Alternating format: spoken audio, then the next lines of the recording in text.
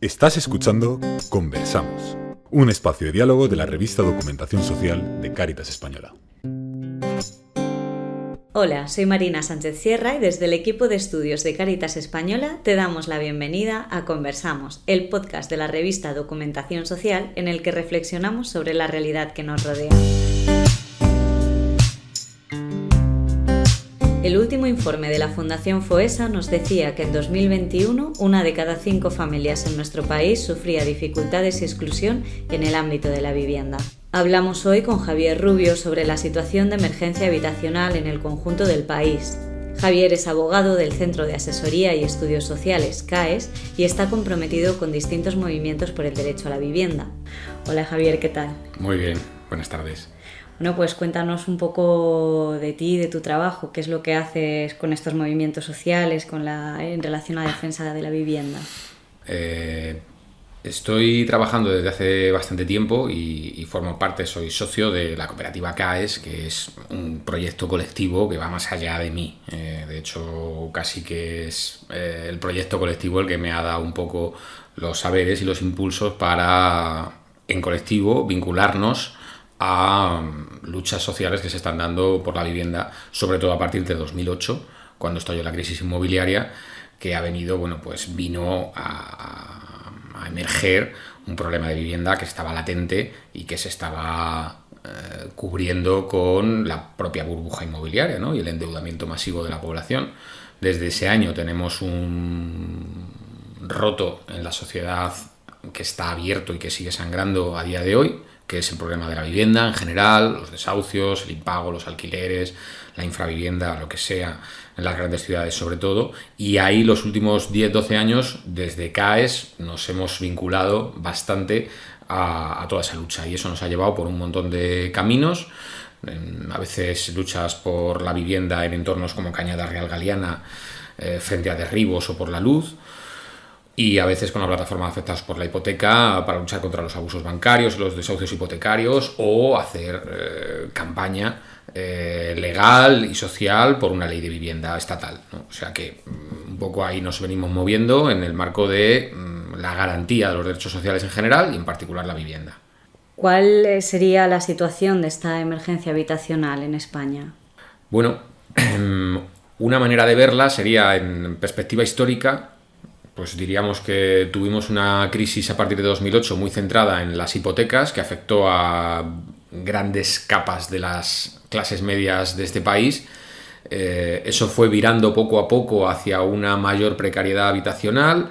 Luego, a partir de 2015-2017, nos sumergimos de nuevo en una burbuja de alquiler en ese momento y que permanece en la actualidad. Están los precios de los alquileres disparados en las grandes ciudades. Y a día de hoy, después de la pandemia, en el que se han introducido algunas medidas de contención desde el gobierno central, en algunas comunidades autónomas también ha habido avances que palían la situación, pero las causas estructurales del problema, que siguen siendo el considerar la vivienda como un activo inmobiliario y que en nuestro imaginario hasta a pie de calle todos pensemos en la vivienda y el ladrillo como un activo popular en el que invertir nuestros dineros, y por lo tanto cualquier medida que vaya a limitar esa propiedad ya parece que asusta, pues no se soluciona ese problema estructural.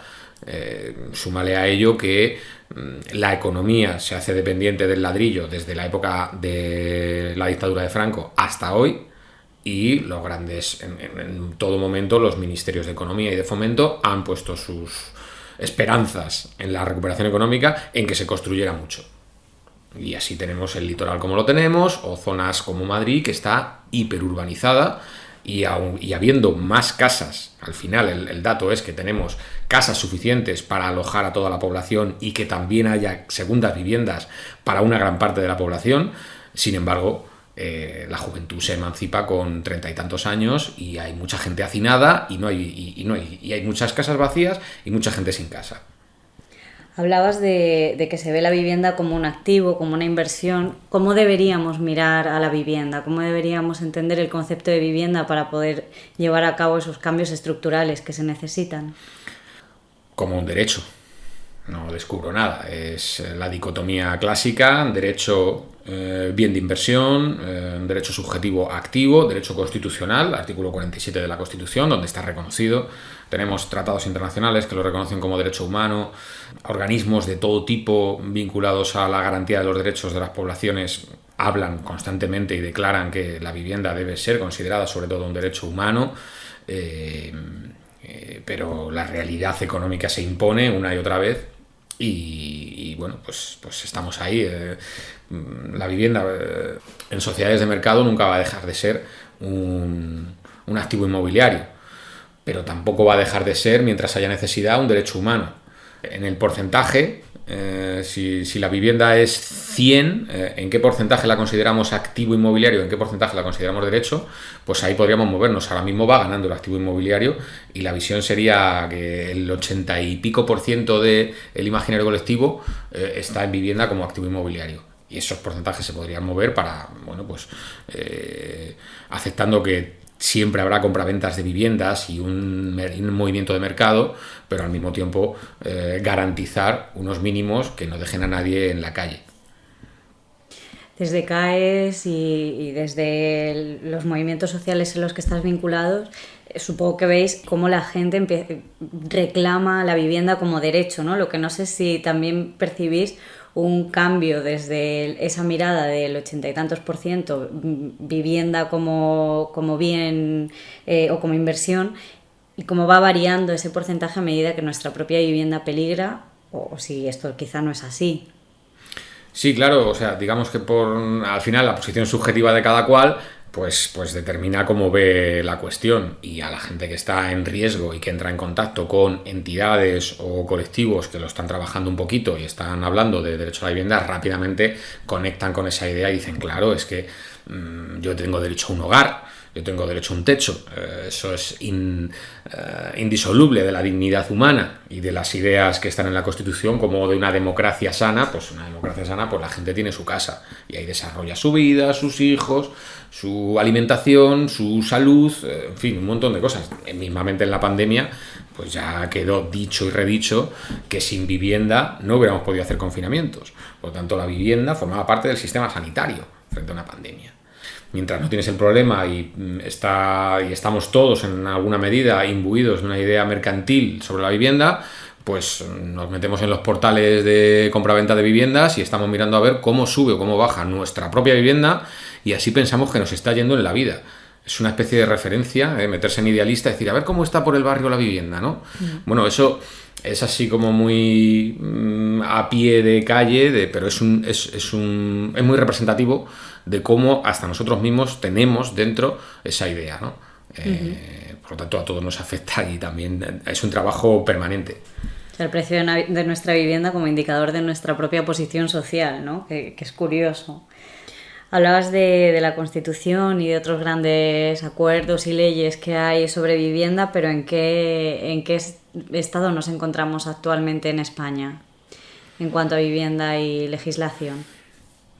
Pues que paradójicamente, después de que se promulgase y se aprobase en el año 78, con una redacción de un artículo 47, que es una verdadera joya del constitucionalismo moderno, en el que se dice que la vivienda, todos tienen derecho a una vivienda. Los poderes públicos pondrán las medidas necesarias para garantizarlo y evitar la especulación. Y la comunidad participará de las plusvalías que genere el urbanismo, dentro de un marco de sostenibilidad. Bueno, esa redacción, que es una redacción programática, que está diciendo a dónde tiene que ir el Estado en su política de vivienda, es una verdadera joya, porque no hay muchas constituciones del mundo contemporáneo que tengan ese reflejo tan fuerte en una parte central de su Carta Magna, de su texto constitucional, y sin embargo, paradójicamente, han pasado 44 años y tiene un subdesarrollo. Apenas se ha desarrollado, ¿no? Y a los hechos me remito con todo lo que estamos comentando.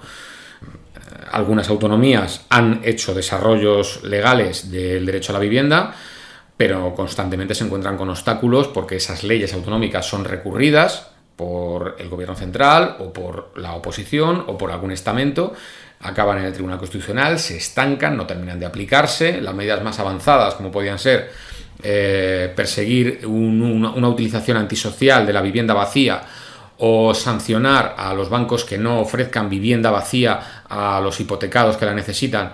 Bueno, medidas, en mi opinión, de sentido común, que se caen por su propio peso y que están en línea con lo que dice la Constitución. Sin embargo, no terminan de poder aplicarse nunca porque a base de recursos y artillería parlamentaria y jurídica de todo tipo, pues terminan quedando invalidadas o quedando suspendidas y no se termina de avanzar, ¿no? Ahí también hay un juego perverso entre las competencias del Estado y las autonomías, por el cual, pues, la Constitución que dice hágase vivienda, garantícese a todos, persígase la especulación y repártase el beneficio del urbanismo, lo que sucede es lo contrario.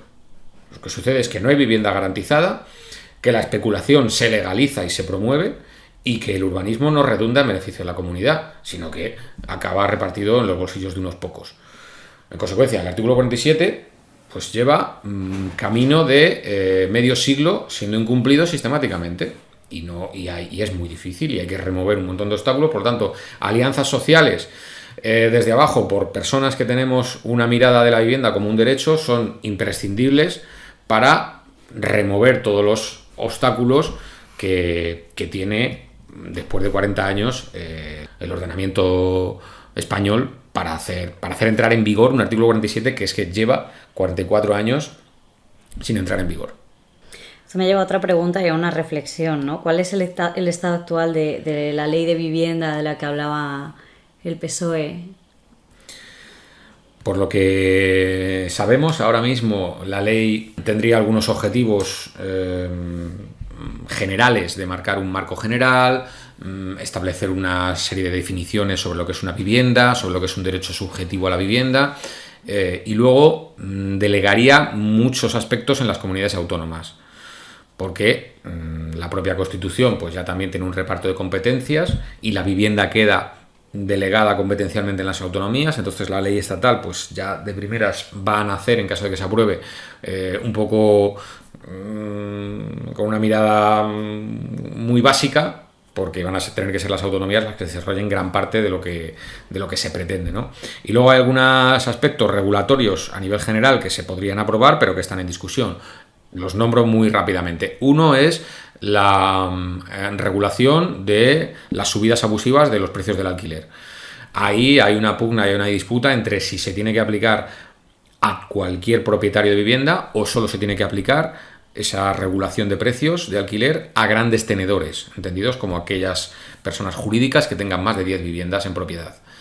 Bueno, pues ahí hay una discusión y ese es uno de los aspectos que está bloqueando que avance. Luego hay una pretensión, y se viene diciendo desde hace 10 años, por los movimientos sociales, por la plataforma afectadas por la hipoteca, por coaliciones sociales de todo tipo, la EAPN, un grupo de monitoreo, plataforma DESC, organizaciones de todo tipo vienen solicitando que haya una suspensión real de los desahucios y que no se pueda desahuciar a nadie hasta que no tenga una alternativa habitacional. Y ahí también hay mucha disputa. El borrador actual habla de suspensiones de procedimientos de desahucio por entre 2 y 4 meses, que en ningún caso son suficientes, porque entre 2 y 4 meses no da tiempo material casi ni a hacer un informe de servicios sociales en la actualidad. Y la apuesta era originalmente suspenderlo no por 1, 2, 3 o 4 meses, sino por el tiempo necesario hasta que se encuentre una alternativa habitacional que esté acorde con los ingresos de esa familia y que lo pueda pagar. Esa sería la opción más racional desde un punto de vista de la vivienda como derecho humano. Es decir, no lo desahuciamos a nadie si hasta que no encontremos, y el Estado tiene una obligación ahí, por la propia Constitución y por legislación internacional, tiene una obligación de facilitar una vivienda alternativa. Por lo tanto, esos desahucios deberían quedar suspendidos hasta que se encuentre una vivienda alternativa y que nadie se quedara en la calle. El tercer punto de discordia son la vivienda como derecho subjetivo. ¿Hasta qué punto es un derecho subjetivo y hasta qué punto van a tener las personas derecho a reclamar ante los tribunales, llegado el caso, que reúne los requisitos para que le adjudiquen una vivienda, que no se la adjudican, que la comunidad autónoma competente no lo hace, que dice que no tiene vivienda, que pasan los años y que lleva 8 años solicitando vivienda, teniendo derecho a ella y que no se la otorgan, ¿no? Pues hasta qué punto pueden tener las personas derecho a llevar esto ante los tribunales. Ese también es otro punto en discordia. Y se ha sumado uno recientemente, en los últimos 10 meses, que es la oportunidad que existe de construir parque de vivienda pública con las viviendas que tiene Sareb.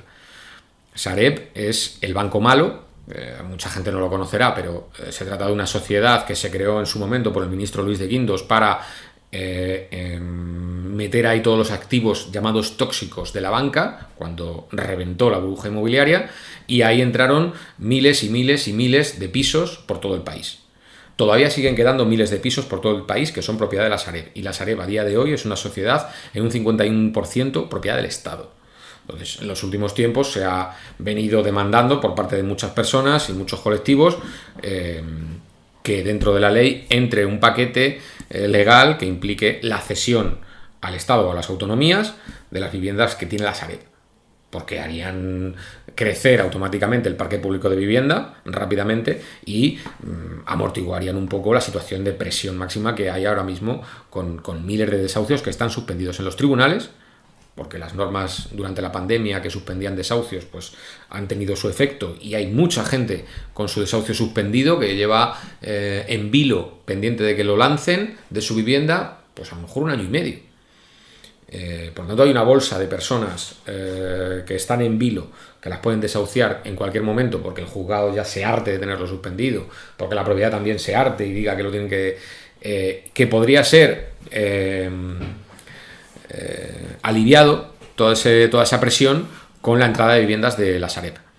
Así que ese es otro punto que se ha añadido últimamente, que también en mi opinión es de sentido común. Son viviendas públicas porque al final ha sido dinero público el que ha salvado a los bancos y nos hemos quedado con esas viviendas. Pues ahora en justo pago la sociedad debería recibir esas viviendas como contraprestación, haber salvado las cuentas privadas de la banca. Así que bueno, ahí estamos y veremos a ver. Ahí va a haber que seguir sumando mucho y presionando para que se apruebe con estos contenidos, no una ley que quede tan descafeinada que bueno, pues no represente realmente ningún avance práctico para nadie. Decía antes que esto me lleva a una reflexión y cada respuesta que nos das me sigue llevando un poco a esa misma reflexión, y es la duda de si la ley es justa. Bueno, vaya pregunta. A ver, así en general digamos que una cosa es la idea de justicia y que puede ser justo en un momento dado, y otra cosa es lo que dice la ley. De vez en cuando, en mi opinión, se consigue hacer algo de justicia combinando la ley con unos hechos en un momento dado, pero en muchas ocasiones puedes tener leyes con resultados injustos, o sea que no son sinónimos. La ley no es justa por ser ley. Puede haber leyes injustas, leyes justas, o sea que en materia de vivienda, la ley ahora mismo desde el punto de vista de la justicia social, de quién trabaja, de quién paga, etcétera, etcétera, pues también tiene una gran parte de injusticia. Si pensamos en el alquiler, siendo legítimo alquilar viviendas por parte de cualquiera y tener un ingreso, también es cierto que empieza a multiplicarse un fenómeno de personas que directamente se dedican a invertir en vivienda para alquilarla y vivir de las rentas, como se decía de toda la vida, ¿no? O sea, ese esquema, incluso propagado por youtubers o por gente asociada a los nuevos fenómenos de la economía digital, etcétera. Bueno, antes podíamos ver esto en grandes fortunas o en familias nobles que, bueno, traían un patrimonio histórico heredado, pero ahora lo vemos también como una línea legítima de ganarse la vida. Oye, haces un patrimonio, te pones a invertir en viviendas, las alquilas y a vivir del cuento. Y ya te echas a dormir, porque ya va a haber gente que va a trabajar para pagarte a ti la renta de lo que has comprado. Entonces ahí yo creo que no podemos admitir sin más una libertad total de comprar viviendas para alquilarlas y vivir de las rentas sin ponerle a eso límites. Oye, no se trata tampoco de cohibir ni de prohibir por prohibir ni nada, pero tampoco se trata de que haya personas que tengan 50 viviendas alquiladas y se dediquen a vivir de las rentas que le pagan otros, además con unos precios que no se sitúan en la línea de decir, bueno, yo te voy a alquilar por un precio razonable según tus ingresos. No. El alquiler se regula por el mercado y se alquila a un precio al máximo que permita el mercado en cada momento. Y volvemos un poco a lo de idealista. La gente que tiene una vivienda en alquiler, pues está pendiente de a ver cómo se mueve el mercado de alquiler, a ver si suben los precios, a ver si el año que viene le puedo proponer al inquilino que le subo 200 euros. Porque claro, no voy a ser yo el tonto que se lo alquile más barato, cuando la gente lo está alquilando a 1.200. ¿No? Esa lógica mercantil que está, en la que también participamos todos en alguna medida, pues está llegando a esos extremos que digo de gente que ya lo ve como algo legítimo, cuando la Constitución dice que se tiene que evitar la especulación. O sea, que debería haber una norma que dijera, pues mira, puedes alquilar hasta cierto número, puedes alquilar hasta cierta renta, pero llegado a cierto tope, se considera ya una actividad puramente especulativa sobre un bien de primera necesidad y por lo tanto le ponemos estos límites. Eso es lógico y constitucional y sensato. La ley que tenemos no cumple con eso y por lo tanto es profundamente injusta.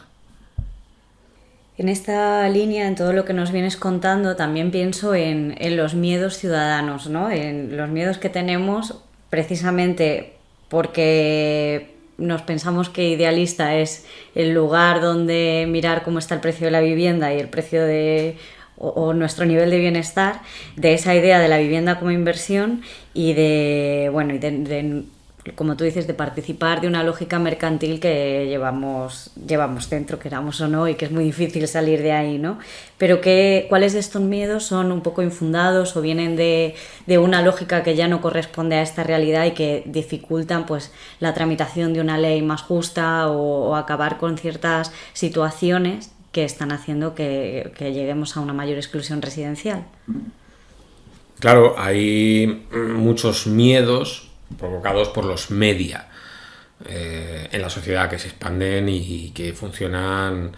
El miedo que existe en la actualidad al fenómeno de la ocupación es un miedo que es desproporcionado, porque el fenómeno de la ocupación existe y tiene unas causas sociales que son que no se cumple la Constitución.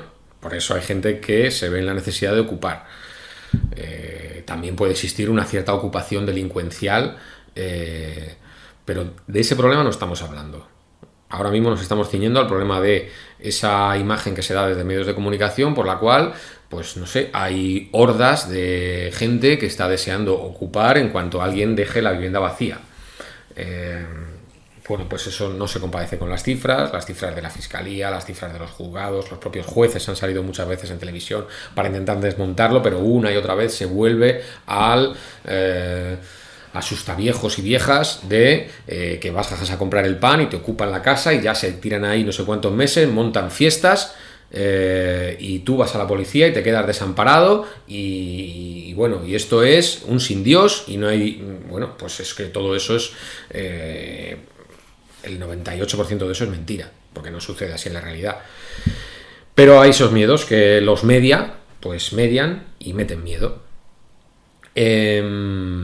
Otro sería el supuesto ataque a la propiedad, ¿no? Otro mantra ahí de el miedo de no, es que ese señor que necesita el alquiler para complementar su jubilación y es de lo que vive, y si no le pagan el alquiler y luego le destrozan el piso, ¿cómo va a salir adelante, no? Eso, habrá un porcentaje de personas pensionistas que estén en esa situación y que necesitan todo el apoyo, que tienen que ser cuidadas, etcétera, etcétera, etcétera, etcétera. Pero no eso es la realidad. Los datos generales son que la mayoría de personas que se dedican al alquiler, en un gran porcentaje, tienen varias viviendas y tienen un nivel de renta muy alto. El otro día salían los datos de que la persona que tiene una vivienda en propiedad y otra en alquiler tiene de media unos ingresos superiores a 60.000 euros anuales. Por lo tanto, no es una persona que necesite complementar. A lo mejor, ya está en un tren de vida que sí le viene muy bien tener un alquiler a 1.200 euros. Nos ha fastidiado, pero la imagen del pensionista que necesita para complementar y ir al mercado a comprar la fruta, eso no ocurre. Por tanto, hay muchos miedos ahí que están impidiendo y están jugando también en el imaginario social para que la ley de vivienda avance, y los electorados son muy receptivos a estos programas y a estas radios y a estos medios digitales y a estos mensajes de WhatsApp que se viralizan, y entonces pues eso, una imagen vale más que 1000 palabras. Entonces pues se viraliza durante la pandemia 400 vídeos sobre la ocupación delincuencial o una ocupación sin vergüenza y casos sangrantes, ¿no? de muchas injusticias, pero que en la realidad, según los datos, ocurre en un porcentaje bajísimo, pero la gente ya ha entrado ahí y moverlo pues es muy complicado. Y ante todo esto, ¿cómo funcionan los movimientos sociales que se ponen del otro lado del miedo? Del miedo al desahucio, del miedo a quedarte sin una casa, del miedo a la incertidumbre de no saber cuándo puede pasar esto. Bueno, pues por nuestra experiencia el miedo lógicamente nunca desaparece, ¿no? En situaciones límites en las que se pone en riesgo la vivienda, pues no se termina nunca de tener miedo, pero claro, se sobrelleva mucho mejor y se puede hacer en compañía de compañeros, pues de una manera mucho más saludable, mucho más reforzada, y se pueden conseguir muchos más éxitos, lógicamente.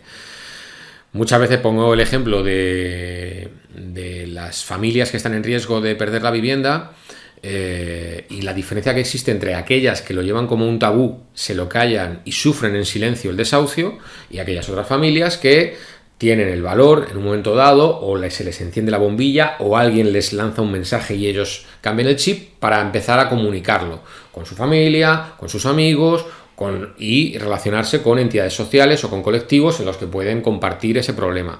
La manera en que se lleva todo el problema de desahucio no tiene nada que ver en una y otra situación. Y lo mismo podríamos decir hasta de los niños y las niñas que también sufren desahucio, porque en un desahucio al final se acaba desahuciando una unidad familiar al completo. Aunque el contrato lo firmara el padre o la madre, los niños van a ser desahuciados con ellos. Y los niños en esos procesos se enteran de todo. Muchas veces se les mantiene también, lógicamente con ánimo de preservar su inocencia y mantenerles al margen de los problemas de los adultos, se les mantiene oculto el problema de que es que el banco está demandando a papá y a mamá, o estamos sin pagar el alquiler desde hace 4 meses, ¿no? Se les mantiene, no se les comenta.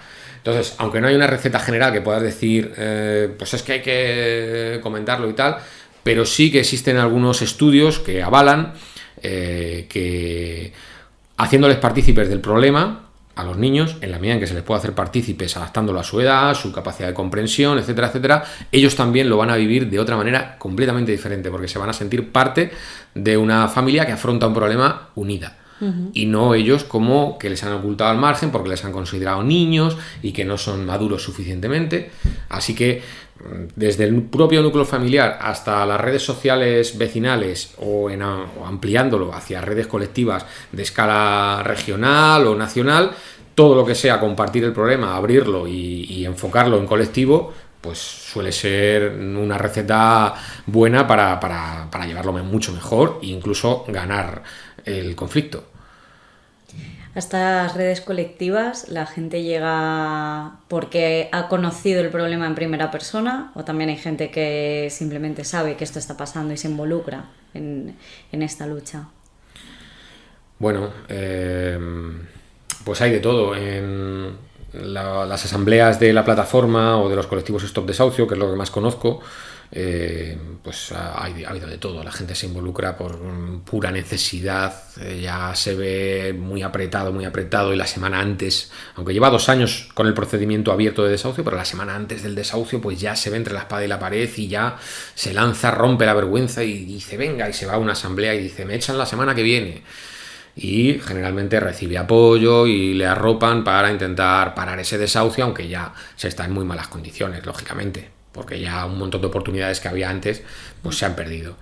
Luego hay mucha gente que se vincula y se queda, aunque vino para solucionar su problema, encuentra un entorno que a él, en el que se le reconoce, se le da el lugar y se siente útil, y continúa, ayuda a otros, y bueno, y luego hay gente que se tira muchos años y al final ellos mismos acaban haciéndose su propia transformación de afectado a activista social, ¿no? Y ya sigue siendo afectado en un porcentaje pequeño, pero sobre todo su personalidad ha cambiado, ya su vida está orientada a otros fines de los que tenía hacía 10 años, ¿no? Entonces ahí hay procesos de cambio micro muy bonitos. O sea que es muy recomendable siempre buscar el contacto con otras personas y compartir el problema y buscar soluciones en grupo. ¿Cuáles son los retos en este trabajo conjunto ciudadano? Bueno, los retos inmediatos serían conseguir que se aprobase una ley de vivienda estatal que tuviera unos mínimos básicos para pensar que se puede ir solucionando el problema, que la lucha va a seguir siendo necesaria, pero que ya hemos plantado unas bases para poder ir hacia una solución del problema. Ese sería ahora mismo el mayor reto y, sobre todo, no perder todo el trabajo que se ha hecho durante los últimos 10 años, que es enorme. Ha habido miles y miles de personas que de una u otra manera han participado, bueno, centenares de miles, de una u otra manera han participado en la lucha por la vivienda, desde su espacio, desde su colectivo, entidades del tercer sector, colectivos vecinales, asociaciones de vecinos, AMPAs, agrupaciones deportivas, asambleas de barrio, de vivienda o de lo que sea, sindicatos laborales. O sea, ha habido mucho compromiso y mucha involucración por parte de prácticamente todo el espectro social, y eso deberíamos ser capaces de mantenerlo y alimentarlo y reforzarlo, mejorando nuestra propia práctica de los últimos años con los aprendizajes que haya, pero mejorando un poco para reforzar, porque si no lo hacemos lo podemos perder. Se puede ir todo ese capital social acumulado, se puede perder en un momento dado. Hay que cuidarlo, es muy importante tomárselo en serio, el tema de el vínculo social por abajo, y alimentarlo, cuidarlo y reforzarlo. Pero bueno, también podría señalar algunos otros retos menos evidentes, pero también muy importantes. Uno es la situación que se produce cada vez en nuestro país con mayor fuerza, que es la discriminación de género en materia de vivienda. Creo que cada vez se está dando de manera más acusada las dificultades que tienen las mujeres, y sobre todo mujeres con niños, mujeres solas que están en crianza con niños, para el acceso y el mantenimiento en condiciones de seguridad de la vivienda, a diferencia del hombre. O sea, los datos están ahí, se deberían trabajar mucho más y se podría hacer una incidencia mayor para por lo menos reducir un poquito esa brecha, que cada vez es mayor, en mi opinión, por lo menos mi percepción particular. Y luego otro de los segundos retos que tenemos, un poco ya hablando en un plano más de la lucha jurídica, es trascender de ir solucionando casito a casito a otorgar soluciones estructurales y hacer batallas que no sean caso a caso. Hemos parado este desahucio, hemos parado este otro, y así a cabo del año paramos 100 desahucios, pero es que hubo 10.000. Por tanto, conseguir elevar la apuesta y elevar la lucha para implicar a más gente y conseguir resultados colectivos. O sea, la idea de negociación colectiva que se tiene en el mundo del trabajo, por ejemplo, en el que sindicatos y empresarios, pues asociados y organizados, pues están negociando sus condiciones de trabajo, también en materia de vivienda sería fabuloso que pudiéramos caminar hacia estructuras que negociasen pues con los grandes tenedores de vivienda de este país, incluso con las administraciones públicas, una negociación colectiva sobre cuáles son las condiciones de disfrute de la vivienda de la gente que está asociada. Eso sería una maduración de todo el movimiento muy, muy, muy fuerte, que la veo todavía difícil, pero muy necesaria.